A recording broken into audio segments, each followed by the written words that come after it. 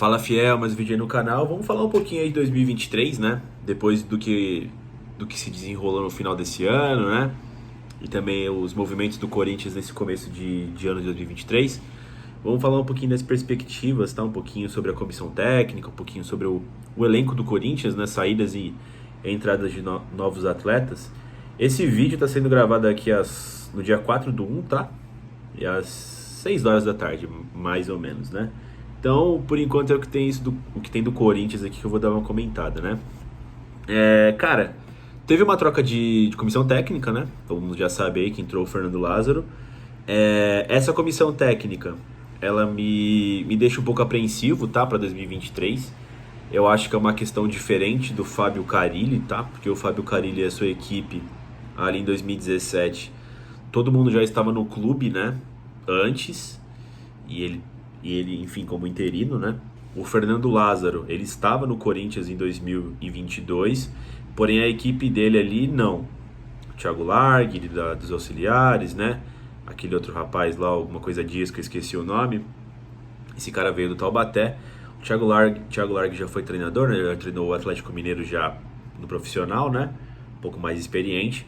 Mas são nomes que, assim, de início, só pelo nome deles e pelo processo de transição, de como de que eles vão treinar um Corinthians, né?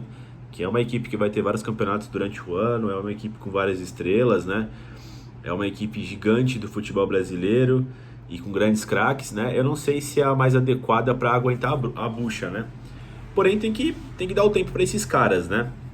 Mas de início já me dá uma apreensão de como vai ser essa comissão técnica, tá? Se vão conseguir lidar com esses primeiros desafios, né? O Vitor Pereira e sua comissão técnica anterior deixaram, né, um legado ali, uma base.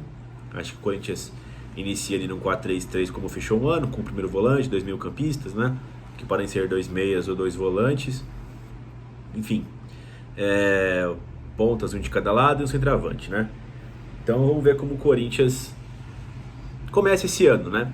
Só que o Corinthians, esse é um ponto negativo que pode ser positivo. Eu acho que é uma incógnita ainda. Eu vejo como negativo essa comissão técnica, tá? Mas dependendo como aconteça os desenrolares ao decorrer do ano, né? Pode ser uma grata surpresa, né? Enfim.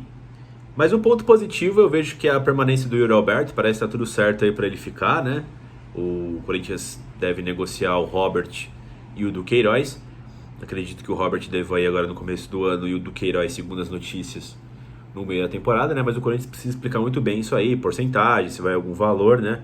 Não é nada oficial ainda por parte do Corinthians a permanência do Yuri, mas as notícias dão que ele vai ficar. Eu, nos meus planejamentos, colocava o Yuri Alberto como fundamental. É um jogador de 21 anos, cara, que tem ainda potencial de revenda. É um centroavante. Atacantes, em geral, são caros, são disputados no mercado. E o Corinthians, desde o Jô 2017, quando ele saiu em 18, né? Ele nem jogou a temporada de 2018 em nenhuma partida.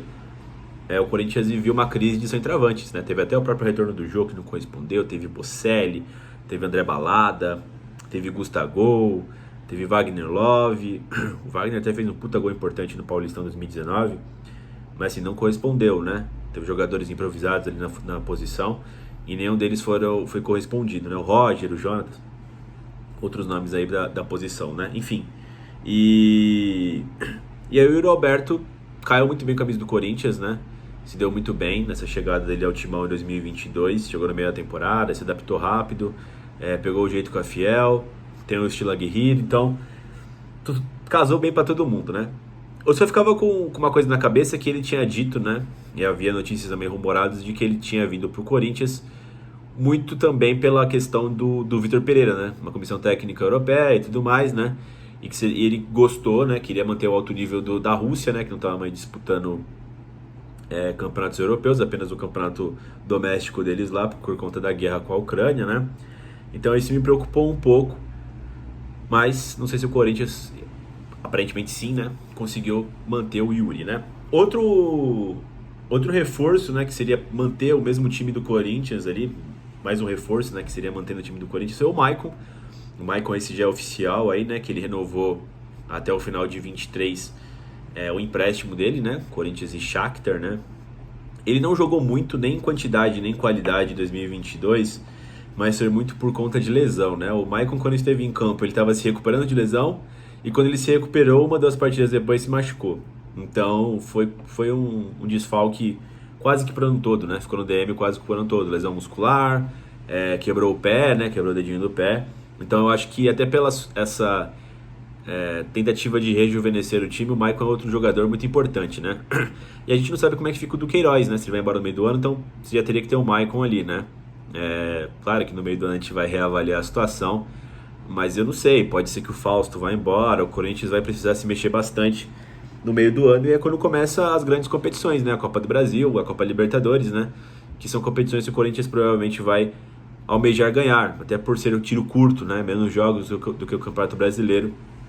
E o Corinthians ainda não tem um elenco a nível Flamengo, a nível Palmeiras, né? O próprio Atlético Mineiro que não ganhou porra nenhuma, mas eu vejo como um time fortíssimo ainda. Então vamos ver como é que acontece, né?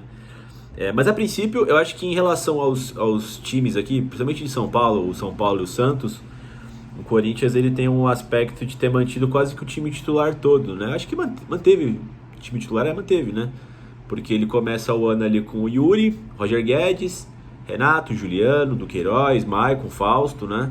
A zaga ali com o Balbuena, Gil, Fagner, Fábio Santos e o Cássio, né? O time titular base fica, né?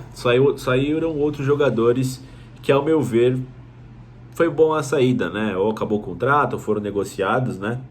Alguns a negociação não foi tão boa, como o Matheus Vital, que não foi vendido por nada, né?